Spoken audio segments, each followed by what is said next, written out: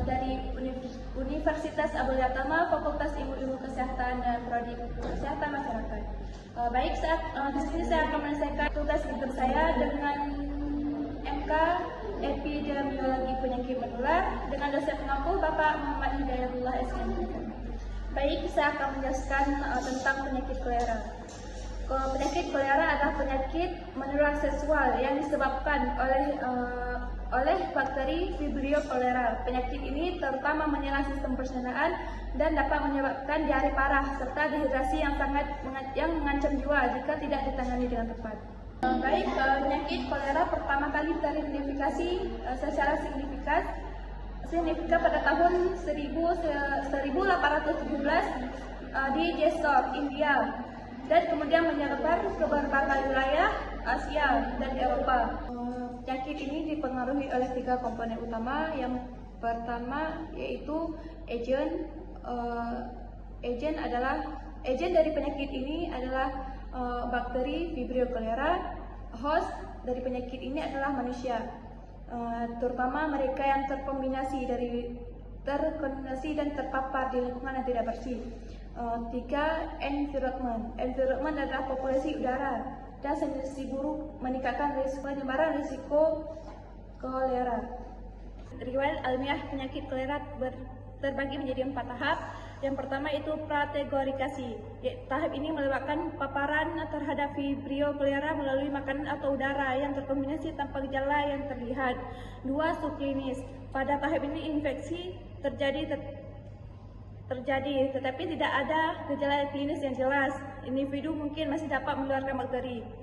Yang ketiga, klinis. Gejala mulai muncul seperti diare, parah dan dehidrasi. Inilah fase di mana pasien memerlukan perawatan medis. Yang keempat, akhir penyakit. Pada tahap ini hasil akhir dapat berupa kesembuhan, cacat, atau kematian tergantung pada kecepatan penanganan dan kondisi individu. Etiologi penyakit kolera terdapat 3 tahap. Yang pertama, bakteri Vibrio cholerae. Penyebab utama kolera adalah bakteri Vibrio cholerae yang dapat menyebabkan infeksi saluran pencernaan. Yang kedua, transmisi melalui air dan makanan. Bakteri dapat menyebar melalui air minum dan makanan yang terkombinasi. Yang ketiga, faktor risiko. Sanitasi buruk. Higienis dan sanitasi yang buruk menjadi faktor risiko utama penularan kolera. Gejala kolera dapat terjadi pada 3 tahap. Yang pertama, diare parah. Ciri khas kolera adalah diare cair dengan volume besar seperti air cucian beras. Yang kedua, muntah-muntah. Penderita kolera juga akan mengalami muntah-muntah yang dapat menyebabkan dehidrasi cepat. Yang ketiga yaitu kram perut. Nyeri dan kram perut yang hebat juga dapat terjadi akibat infeksi bakteri.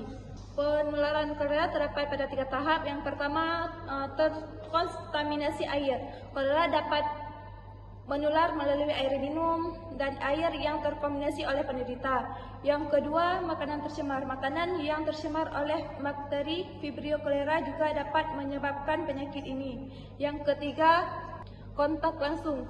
Penularan dan dapat terjadi melalui kontak langsung dengan penderita atau barang-barang yang terkombinasi dari penderita tersebut. Diagnosis kolera terdapat 3 tahap. Yang pertama, pemeriksaan laboratorium.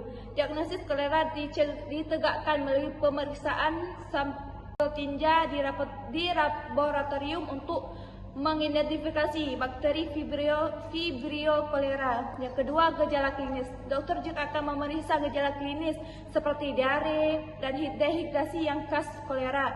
Yang ketiga, riwayat perjalanan. Riwayat perjalanan pasien ke daerah endemik kolera juga dapat menjadi petunjuk diagnosis. Pencegahan dari penyakit kolera ini terdapat pada 3 tahap. Yang pertama, akses air bersih, yaitu menjamin akses air bersih dan aman minum untuk masyarakat merupakan langkah utama pencegahan. Yang kedua, higienis dan sanitasi. Menjaga kebersihan diri, makanan, dan lingkungan dapat mengurangi risiko penularan kolera. Yang ketiga, vaksinasi. Vaksin oral juga dapat diberikan sebagai tambahan pencegahan di daerah endemik kolera. Inkubasi dari penyakit kolera ini terjadi pada 3 tahap. Yang pertama, 1-3 hari. Masa inkubasi biasanya berlangsung 1-3 hari setelah terinfeksi. 2. Waktu yang singkat. Masa inkubasi yang singkat menyebabkan gejala munculnya cepat. 3. Risiko tinggi. Masa inkubasi yang cepat membuat kolera sangat berisiko dan dapat menyebar luas. Baik, selanjutnya saya akan menjelaskan pengobatan dari penyakit kolera ini. Penyakit kolera ini bisa diobati dengan yang pertama, rehidrasi. Rehidrasi adalah pemberian cairan tubuh dan elektrolit secara cepat menjadi prioritas utama dalam pengobatan. Yang kedua adalah memberikan antibiotik. Antibiotik dapat diberikan untuk membasmi bakteri dan penyebab dan mempercepat dari pemulihan penyakit kolera ini. Dan yang ketiga, terapi suportif. Terapi suportif adalah penanganan gejala seperti diare dan muntah-muntah. Juga diperlukan untuk mendukung pemulihan dari penyakit kolera. Kelompok berisiko tinggi dari penyakit kolera ini terjadi pada yang pertama anak-anak, yang kedua lansia, yang ketiga orang dengan malnutrisi, yang keempat orang dengan penyakit kronis. Kesimpulan dari penyakit ini adalah penyakit kolera ini adalah penyakit yang sangat berbahaya. Kolera merupakan penyakit berbahaya yang dapat menyebabkan kematian jika tidak ditangani dengan cepat dan tepat. Dan akses air bersih, sanitasi yang baik, serta vaksinasi menjadi kunci utama pencegahan dari penyakit kolera ini.